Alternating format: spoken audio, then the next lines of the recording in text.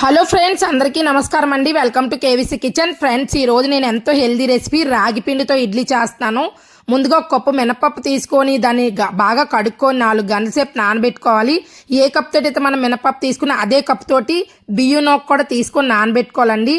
అదే కప్పు తోటి రాగి పిండి కూడా తీసుకొని పక్కన ఉంచుకోవాలి. 4 గంటల సేపు మినపప్పు నానిన తర్వాత మిక్సీలో వేసుకొని పేస్ట్ చేసుకొని రాగి పిండిలో కలిపేసుకోవాలి. అలాగే బియ్యం నూక కూడా ఈ రాగి పిండిలో కలిపేసుకొని బాగా కలుపుకొని మూత పెట్టుకొని నైట్ అంతా నాననివ్వాలండి. మార్నింగ్ లెగ్సాక చిటికెడు సాల్ట్ వేసుకొని బాగా కలుపుకొని స్టవ్ వెలిగించుకొని స్టవ్ మీద ఇడ్లీ పాత్ర పెట్టుకొని ఇడ్లీ ప్లేట్ పెట్టుకొని ఆయిల్ అప్లై చేసుకొని ఒక్కొక్క గరిటె ఇడ్లీ ప్లేట్లు వేసేసుకొని మూత పెట్టేసుకోవడమే. 20 నిమిషాల తర్వాత ఉడికిపోతాయండి. రెడీ అయిపోయింది రాగి ఇడ్లీ. చాలా టేస్టీగా ఉంటుంది. మీరు ట్రై చేయండి.